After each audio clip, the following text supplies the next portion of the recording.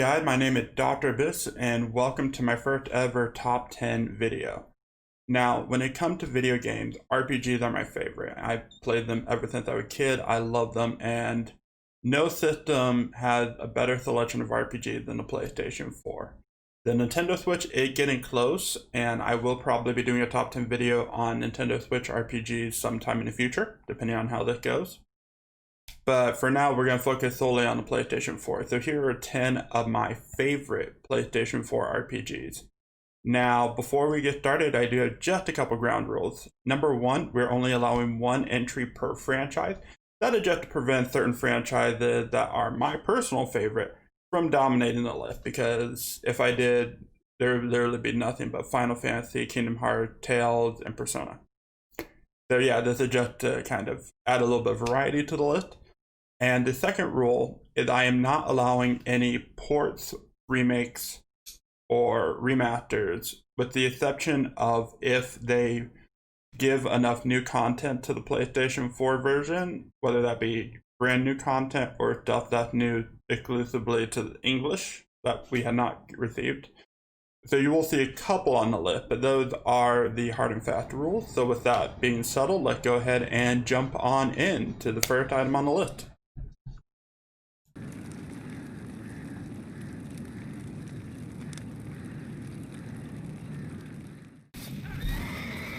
Alright, now I know this is definitely going to be the most controversial placement on the list, especially considering people consider this to be one of, if not the best RPG on the system. But honestly, I just don't get the hype. The Witcher 3 Wild Hunt tells the story of Geralt of Rivia and his search for his adopted daughter Ciri, who is being hunted by the titular Wild Hunt. And at least that's the intended plot of the game. However, The Witcher 3 suffers from what I call Skyrim syndrome, which is every time you take a step in a game, 500 items show up on your map and 500 side quests with them to do. So if you're like me who like to explore and find everything, you'll do maybe one story quest every 30 hours. And while the combat is fun, the characters are interesting, and the story, at least the little bit I saw, was engaging, I just did not, never caught my eye. I never really wanted to. Maybe someday I'll jump in, do a Let's Play or live stream series, see if I can actually get into the game. But also, don't get me started on Gwent. I tried playing Gwent. I don't get the hype. I don't see the appeal. It just is a very odd card game for me. But yeah, so that is why Witcher 3 is number 10.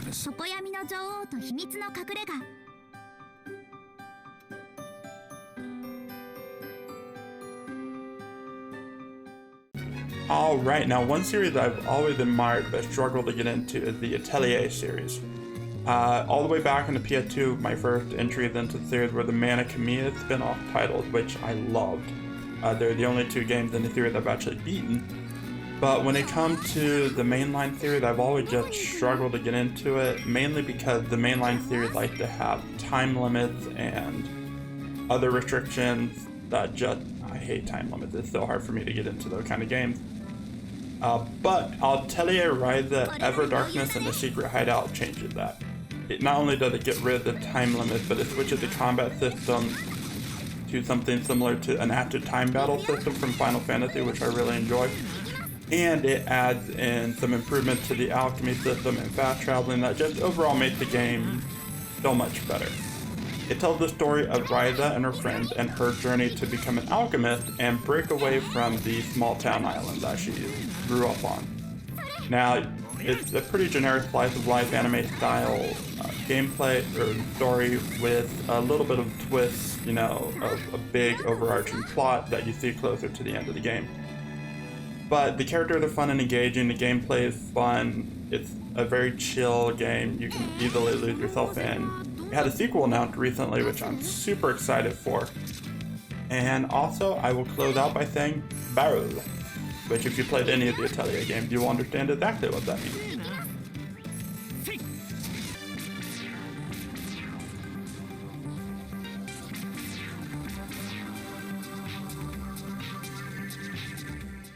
Alright, now with this one, honestly, it was a toss-up between this and the original Cyber Sleuth for this slot. But in the end, I gave it the edge to Hacker's Memory for having a slightly better story. Now, Hacker's Memory is kind of a side quest that takes place during the same events of the original game, but tells a different story with a different cast of characters. Now, anybody who played most Digimon games will know it's very similar to Pokemon or Persona. You catch Digimon, you raise them, you use them in battle, which if you love monster catching games as much as I do, you'll dig that. And honestly, Hacker Memory and Cyber Sleuth both are two of the best Digimon games I've ever played, and I have played quite a lot of them. And the story is interesting, the characters are very engaging. The only downside to this game is that the domination battles, which are the little side things you're forced to do throughout the game, they have a nice little like strategy RPG flair to it, with turn-based, or with like limited turns and limited Digimon that you can use. However, they quickly get super boring and repetitive and annoying, and yeah, you're stuck having to do them quite a bit throughout the game, and that's really what keeps this game so low. Otherwise, it would be much higher on the list.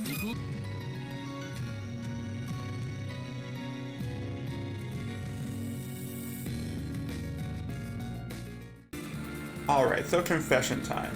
If it wasn't for the rule against ports, Trail of the Cold Steel 2 would be on this list, and would probably be in the top 5 as well. That's one of my favorite RPGs I've ever played, and I actually just finished playing it earlier this year. However, Trail of the Cold Steel 3 was the first in the series to be brought exclusively to the PS4, and while it's not as good as the second entry, it is still a fantastic RPG and worthy of a place on this list. Trail of the Cold Steel 3 picks up a few months after Trail of the Cold Steel 2 and continued the adventures of Reen and new Class 7 as they learn at Thor's military academy. The combat system has a great time battle system with an excellent emphasis on resource management and enemy and unit placement. That's really kind of unique. I haven't seen too much of that in modern RPGs. But the downside is the Trails series, while it still has excellent characters and followed that trend, and the Trails story as a whole is one of the best I've seen in any RPG. The downside is Trail of the Cold Steel 3 goes from the nice wide open area of 2 back to the more linear trail of Trails 1, which is a little bit disappointing, but hopefully they will fix that in Trail of the Cold Steel 4 coming out later this year, which I cannot wait for. But for now, Trail of the Cold Steel 3 is still an excellent game, and I highly recommend it.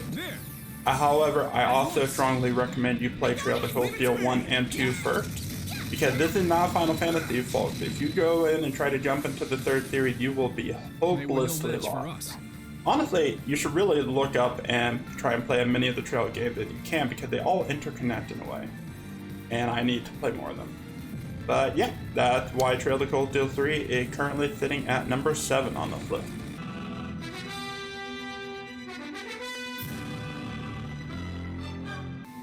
Now, Ni no Kuni 2 is an excellent example of a sequel that takes all the great things from the original game, as well as trimming some of the bad things from the original game, and uses that to create a truly amazing game that stumbles a couple times, but is still one of my favorite RPGs on this list. It tells the story of Roland, a man who ends up in another world after an accident. In a standard isekai plot, except he doesn't become a superhero. And he ends up rescuing Prince Evan from a coup, and from there the story just barrels into building a new kingdom and helping to defeat this darkness that's trying to take over the world. Now, the combat system is one area that drastically improved over the original because they decided to get rid of the whole pseudo Pokemon thing that honestly didn't work super well in the original game. From what I noticed, and in favor of a much more kind of action-based combat system with a heavy emphasis on weapon switching, which I really enjoy. The game also has a town building system, which I am a sucker for a town building system. You give me resources to manage, building to build, people to recruit, and I am a happy camper. This is one of the best town building games I've ever played, and I just love it. Honestly, with the exception of some spotty dialogue, voice acting, and a couple of really annoying characters, like the mascot character, the little sun guy. It's honestly an incredible game. The biggest issue I have is, again, the skirmishes, which, similar to Digimon's story earlier in the video, the skirmishes are an RTS style thing that is pretty separate from the main game, but you are forced to do it a few times throughout the campaign. And unfortunately, you're forced to do it in order to finish recruiting people and building buildings, which is really annoying for me personally. And yeah, it's the little thing like that that keep it outside of the top 5 on this list.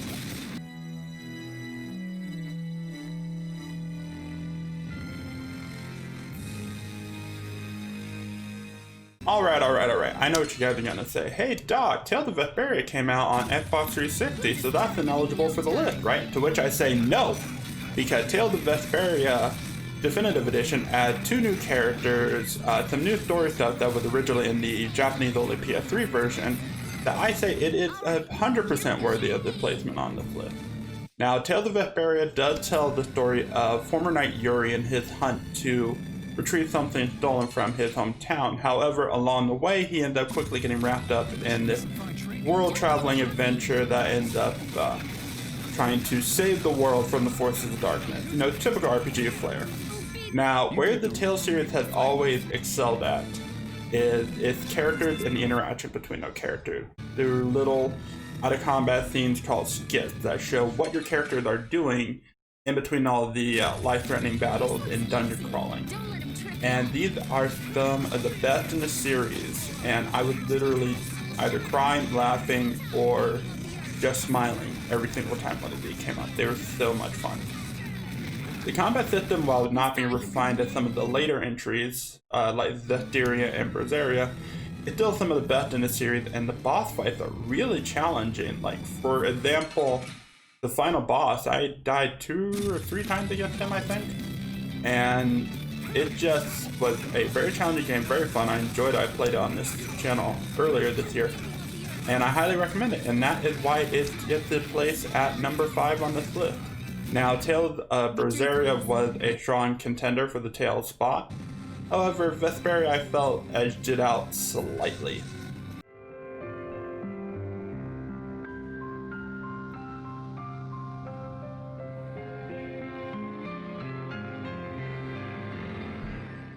What? My favorite video game series of all time and not in the top 3 on my favorite PS4 RPGs of all time list, you say?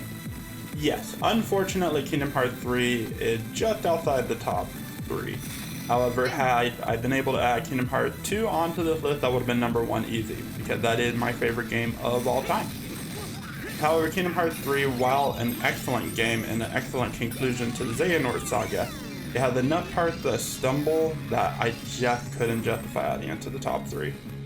It does tell the story of Thor and friends as they race to gain power needed to defeat Xehanort and Organization 13, traveling through many colorful Disney worlds, which are really some of the best in the series, like between the Toy Box Toy Story world, the Frozen world, which I really enjoy, the Tangled world, and Pirates of the Caribbean, Monsters Inc., and even Big Hero 6. All of these worlds were just so much fun. The characters, as always, are awesome. The story does kind of stumble a little bit and rush toward the end because it just takes so long to get going. But it has a really strong finish. I'm super excited for more of the game. The combat is the most refined the series has been, and I love it. I love all the different things you can do, all the little neat tricks and everything. I'm super excited for the Kingdom Hearts Melody of Memory game coming out in a couple months, and as well as the whatever is next in the series, which we're getting in 2022, I believe, no more teased. So yeah, definitely look forward to those. And with that, before we get on to top 3, I have to say the top 3 were really close. Honestly, I think they're all 3 some of the best RPGs I've ever played. What really came down to for me was which I could easily see myself replaying multiple times. And with that, let's go ahead and jump on in to the next item on the list.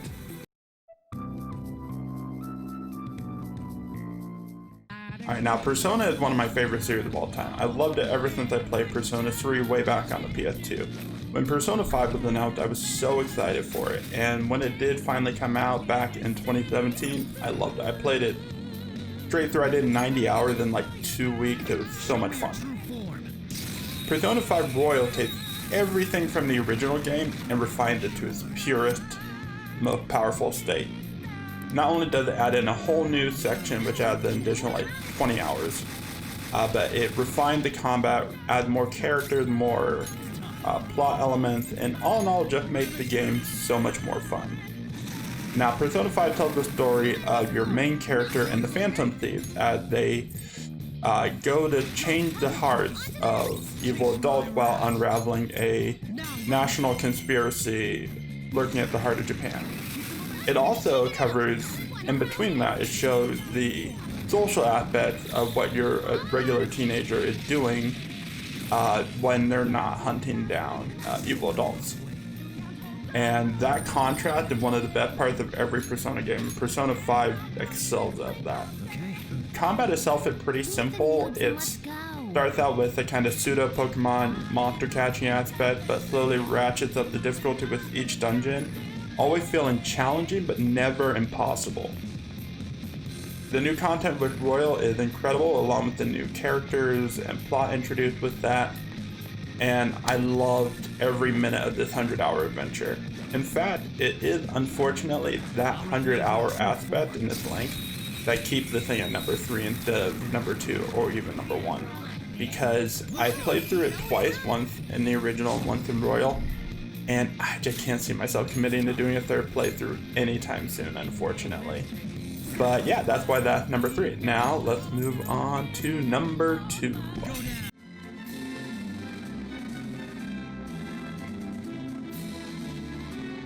Now, Dragon Quest is another franchise I've never really been able to get into. I played a little bit of Dragon Quest 8 and a fair amount of Dragon Quest 9, but I just cannot get into the series. That is until I played Dragon Quest 11. Dragon Quest 11 grabbed me by the collar, sucked me into his story, and did not let me go until 90 hours later when I finished. This is one of the best RPGs I've played, and is a strong contender for the best RPG I've ever played. The story starts out with your pretty basic RPG fare. Your hero finds out he is the Luminary, who is the chosen one meant to defeat the evil Lord of Darkness. However, shortly after setting out on his journey, he finds himself on the run from the supposedly good Empire, who was supposed to help him, and joined up with one of the best RPG parties I've ever experienced. Not only is every character fully fleshed out with their personality and backstory, making them interesting, they're all useful in combat. Not a single character felt useless, and I actually used them all pretty thoroughly throughout the entire journey. And what a journey it was. Like I said, 90 hours, and even the NPCs you run across are just so interesting. And this is one of the few games that actually made me tear up a few times during it, which I can say has almost never happened in any game that isn't Kingdom Hearts. But I love the series so much. The only downside, there is a much better and far superior version out on the Switch, so if you are going to play, I recommend getting that version. Or you can wait a few months, because that version is coming to PS4, I believe, later this year. So definitely either get the Switch version or wait for the superior version coming to PS4, because they are much better than they improved significantly on the original. Now, before we get on to number 1, I do have a couple honorable mentions I want to go over, so let's go ahead and jump on into those. The 5th entry in the Disguise series is one of the best in the series. However, the incessant grinding, just, I can't stand it. Keep that out of the top 10. While Inquisition has a really great combat system, the characters and story as a whole fall flat compared to the first 2 entries in the series. The Fractured Butthole is a very irreverent game. It played just like an episode of the series. However, the short length, the shallow combat system is enough to keep it out of the top 10. Plus, there's just only so many fart jokes one man can take.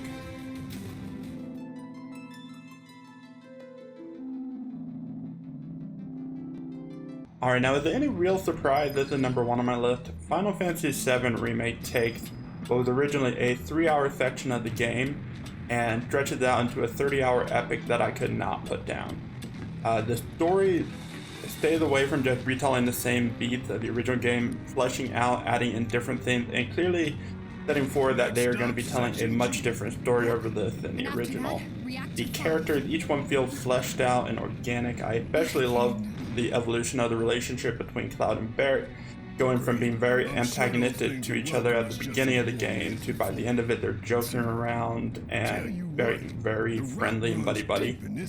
I love that. All the characters play very differently. I never felt like I hated when I wasn't playing a Cloud. I felt worthwhile to play all the other characters. The combat switches from the more traditional turn-based system of the original Final Fantasy VII to a more real-time system similar to Kingdom Hearts, but with a little bit more menu management than Kingdom Hearts has. The bosses are some of the best I've played in the game, with one of the best final bosses I've ever seen that I can't really talk about because of spoiler, but you should definitely check out this game and you'll see what I mean. I cannot wait for part 2 to come out, hopefully within the next couple of years, so that we can see more of this amazing game.